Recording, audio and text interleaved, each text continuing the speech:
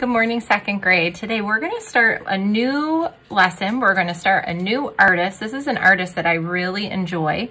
His name is Henri Matisse. He was from France, so people would have called him Henri Matisse. And we're going to read a story called Henri's Scissors. And this is going to get us thinking about his life, his artwork, and how he was influenced. So this was written by Jeanette Winter. Here it says, Matisse got as close as one can get to heaven with a pair of scissors. And we'll kind of hear a little more about that. In a small weaving town in France, a young boy named Henri Emile Bonnet Matisse watched his mother paint china. He wanted to paint too. He drew pictures in the sand, and he drew pictures in his school books. When Henri was a young man, he drew pictures in his law books and on contracts, deeds, and wills. So he was going to school to be a lawyer. And so he was always drawing on paperwork that was actually important paperwork. Henri was sick in bed with appendicitis one winter. His mother gave him a box of paints, and he painted until he was well. He kept on painting, forgot about law, and left his small town to be an artist in Paris. Henri painted pictures day after day and year after year. He was happy, and his paintings made people happy. But when Matisse was an old man, he fell ill. So ill he couldn't paint. So ill he couldn't sit up. So ill he could only lie in bed and sleep. His paintings floated by in his dreams. Matisse finally opened his eyes, and they were filled with sadness. Now he must remain in bed or use a wheelchair. Would he ever have the energy to paint again?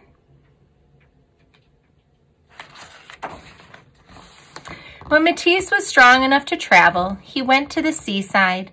The sea air might help him get well. And before long, he sat up. A little later, he drew. Then one day, Matisse picked up a pair of scissors and cut out shapes from painted paper. He was drawing with scissors. A pair of scissors is a wonderful instrument. So a lot of times you might hear instrument meaning in a band like the clarinet or things, but here we're talking about instrument as far as an art tool. Matisse cut paper all day, and he said, "My pleasure in cutting things out grows even greater. Why didn't I think of it earlier?" His assistants painted paper for him all day, so he would hire people who would paint pretty papers and just create solid and different textures. "It seems to me that I am in a second life," Matisse said. Paper cutouts covered his walls. So as the paper paintings would dry from being painted, he would cut them out and create all kinds of shapes. One evening, Matisse lay in bed and drew faces of his grandchildren on the ceiling with a piece of chalk tied to a long pole. As he fell asleep, they looked down on him and saw his dreams. They saw the shapes that surrounded him in sleep. And as time went on, Matisse cut bigger and bigger shapes, and they filled his seaside room with color. "I am deeply contented and happy." And then one night, Matisse walked out into his paper garden, and the rainbow of shapes cradled the old artist and carried him into the heavens. Are some of the stars we see at night coming to us from Henri's scissors? Perhaps. The end. So what I want to talk about, Henri Matisse, he was born in 1869. So this is a really long time ago. But what I love about his artwork is we can see many, many shapes. So let's just go to this page here. There are some shapes that are shapes, but they're not shapes with names. And then there's other pieces of art that have shapes that we can recognize with the name. And today I want to talk to you about what our different type of shapes are called, because Henri Matisse was very, very influenced by the shapes and the things that he saw. But a lot of the things that he would see were out in nature, and I want to identify. Okay, so I'm going to come in, I want to identify our two types of shapes that we're going to focus on. And so if you have a piece of paper at your house, I would love for you to grab it so you could take some notes with me. This will organize our thoughts and also help you learn the two different categories that we're going to put shapes into. So dividing my paper in half, I'm going to do my first one, and my first category is called geometric shapes. Okay, so when I say geometric, you might actually think about a word such as geometry. Geometry is a math process where you do a lot of measuring of angles and equations with shapes. These are going to be shapes that have names. So let's think of some. Shapes like triangles. We know that triangles have 3 sides and 3 angles. Or a square. All sides and angles are the same. A rectangle. 2 sides are longer. All right, so we can organize our shapes with all of these names. This one is a 5-sided shape called a pentagon. You could even say, ooh, what about a hexagon? 6-sided. Or an octagon. That word oct means 8 sides. Okay, so these are shapes that we are very, very familiar with. We could even go and say, ooh, what about a rhombus? Sometimes we call it diamond shape. Or a trapezoid. All right, shapes that would also fall in here, because they have a name, is a heart and a star and a circle. Now you might say, well, Mrs. Berry, this heart, that seems odd. Why would that go into geometric? And the reason is when I think about the heart that's in my body, it does not look like this. This heart is a man-made shape that is showing a symbol of, a lot of times we think of love and kindness and friendship. So we have that heart with that in mind. A star, if I went up in outer space and I got really close to a star, which we can't do because it's a burning gas, okay, it is not going to have this form. This is a man-made symbol with the shape of a star. And so now I'm going to go over and do the opposite shapes. And a lot of these are shapes that we could actually see in Henri Matisse's artwork. Organic, okay. So organic, so when you go to Wegmans or Tops and you go right into the produce market, you're going to see fruits and vegetables, and sometimes you'll even see that word organic. Organic means very natural, okay? And so it's going to be things, when we buy organic food, things that aren't processed or things that don't have chemicals or things on them, they're going to be very, very like as plant-based as possible. So organic could also, I want to think about shapes that I would see out in nature. Things like a leaf, or, oh, it just rained and there's a big puddle on the ground. What other shapes can I think of? Maybe the shape or idea of grass. Okay, how about this one?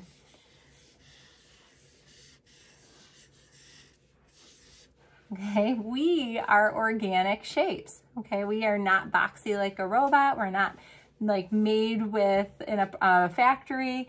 These are we're organic. Any living or animal thing that from nature is going to be organic. Okay, so you can think of a lot of different shapes, things like seaweed. It could just be a shape like a cloud.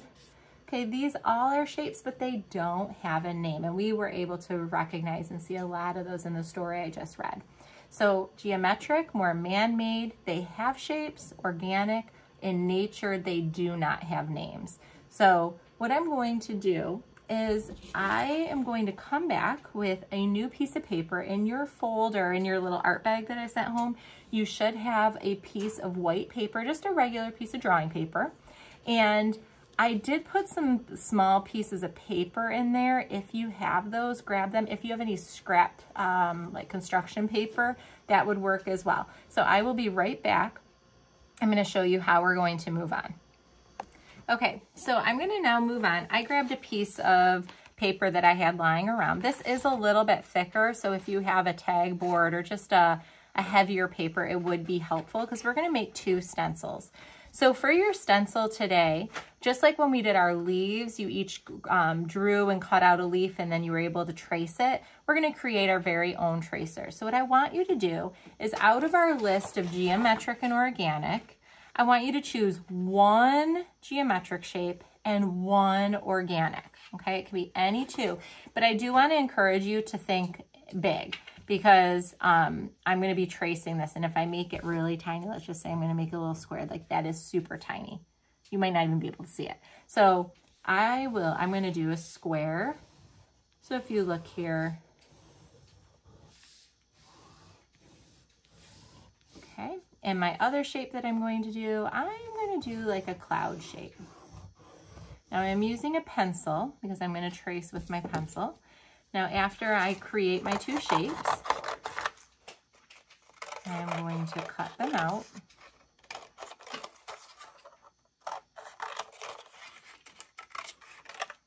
All right, and I'm going to cut out my cloud.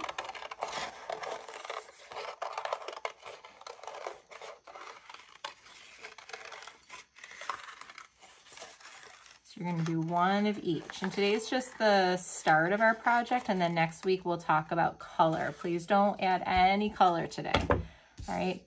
After you have your 2 shapes, hopefully you can see mine. I know I'm working with white on white. I am going to start with 1 of them, and I'm going to trace it wherever I want on my paper. I could even go off a little bit and do like break the border. That would be fine. So I'm going to start with my geometric shape.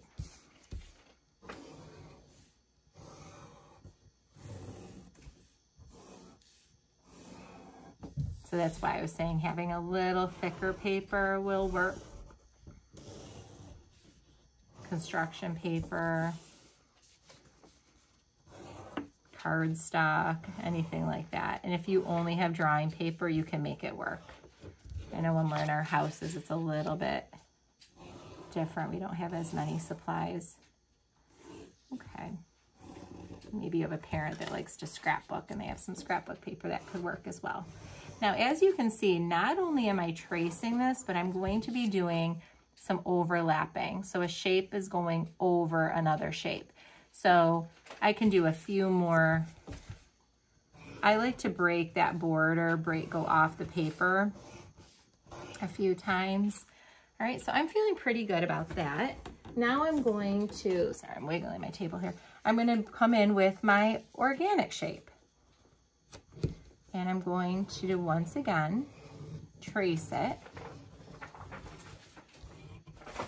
And I can do some overlapping. I can go off the paper with the shape. And as I am doing this, you're going to notice that I am making new shapes. All with the use of 2 shapes, I'm now making new ones. Like here is a new shape. Here is a new shape. Here is a new shape. So I'm no longer looking at just 2, but by overlapping, I'm creating some new shapes. So I'll keep going here.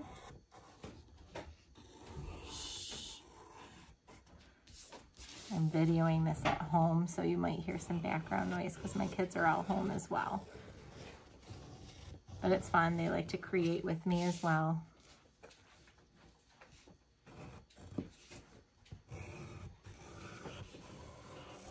Okay, so I'm just going to take my 2 shapes and make sure I don't have any areas that are super big and blank.